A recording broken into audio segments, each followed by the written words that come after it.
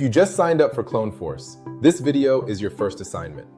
There are 5 things I'd recommend every new user complete right after sign up, not eventually, right now. Because the users who do this work in their first session are the ones who reach real, recurring value the fastest. Each step builds on the last, and by the time you finish all 5, you'll have a clone that is connected, useful, tested, and already starting to automate real work. Let's get into it. Assignment 1. Create your first clone. Head into Clone Studio and navigate to your clones. Click Create Clone in the top right. The first thing you'll see is the Clone Creation Seed Selection screen, where you choose to start from a fresh seed or use an existing template as your foundation. Before you do anything else, I want you to do one thing. Decide on a clear purpose for this clone. Not vague, specific. What role is this clone filling? What does it need to do? Who does it interact with? And what outcomes does it drive? Here's the principle to carry throughout this whole setup. A vague clone is a weak clone. Craft this like you're hiring for a real role. As you move through the creation tabs, pay close attention to 3 in particular. On the Clone Creation General tab, give your clone a clear name and description. On the Clone Creation Personality tab, define its communication style, tone, and behavioral traits. This shapes every email it writes, every document it creates, every response it gives. And on the Clone Creation Career tab, fill in the vertical and occupation. This professional context directly influences how the clone reasons and applies its skills. Don't skip it. Here's a powerful shortcut.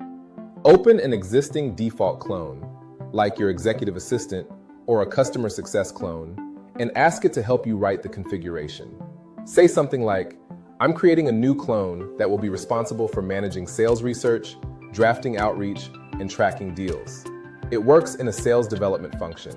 Give me a prompt for its personality and speaking style. Let your existing clones do the heavy lifting on the setup. For the Clone Creation Knowledge tab and the Clone Creation Skills tab, don't feel like you need to fill everything in right now. Skills and knowledge can be added after creation. The priority at this stage is defined purpose, strong personality, and a filled-in career tab. If you want help with role-based configuration, ask your customer success manager for the latest role-based research reports. They're built for exactly this kind of setup. Assignment 2. Create your connections. In Clone Studio, look at the Clone Studio left navigation and find Connections. Click into it, and you'll land on the Connections Navigation Overview, which shows all your active and available integrations. Here's the most important thing to understand about connections. This is the permission layer. Think of a connection like handing your clone a physical key. A skill is the lock. Without the key, the skill literally cannot open the door. It will tell you it doesn't have access to complete the task. Skill enabled plus connection mapped equals real execution. Both halves are required. Start by clicking New Connection. The Connections New Connection dialog will walk you through the setup. Create your Google or Microsoft connection first, then your CRM. This is a standard OAuth flow, the same kind of permission handshake you've used to connect any app to another. You'll see the Connections New Connection Permissions Review screen, which shows you exactly what access the connection will have. Review it, approve it, and you're set. Once that connection exists, go back into your skills, open the configuration for any skill that needs external access, and apply the correct connection. Then, test with something simple. Ask your clone to pull your calendar for today, or summarize your last few emails. Confirm the connection is live before you go deeper. Assignment 3. Enable and configure your initial skills. The goal here is first value, not maximum configuration. Don't enable everything. Start with your high-return starter stack. Open your clone and navigate to the Skills tab. You'll see the Clone Details, Skills tab, which shows your installed and enabled skills. Click Add Skill to open the Clone Details, Skills tab, Add Skill dialog, and browse the skill library. For your first session, focus on these: the calendar operator, the email operator, your CRM skill, the Sheets and Excel operator, the PowerPoint and Slides operator, the Docs and Word operator, the image operator, the Clone Automated Video skill, the Research Report skill, and the Research operator. Email, calendar, documents, slides, and research are your best early wins. They give you visible, practical output quickly. Once a skill appears in your installed list, with the green Enable indicator, your clone can execute it. But for any skill that requires external system access, open the Clone Details, Skills tab, Configure Skill panel, and apply the connection you created in Step 2. That's what bridges the skill to the real system. You can always expand your skill set later. Right now, focus on getting this core stack live and connected. Assignment 4. Execute your first set of skills. Open the chat interface with your clone. You'll see the Clone Details, Chat, New Chat Dialog to start a new session. This is where real execution happens, and it's important to understand the distinction. Chatting with your clone is one thing. Skill execution is something different. It means your clone is taking action in external systems, reading files, writing documents, sending emails, creating calendar events. This is the platform doing real work. Start simple, then layer in complexity. Try something like, find my latest QBR deck in Google Drive and show me the link. Or, create a Google Doc titled Partner Outreach Plan with a 5-bullet outline and share it with a colleague. Or, book a 30-minute meeting with a teammate next Tuesday at 2 p.m. called Onboarding Follow-Up and add a Google Meet link. Once those work, push further.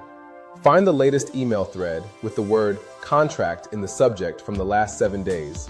Draft a reply asking for a signature ETA, then schedule a 15-minute check-in with the sender.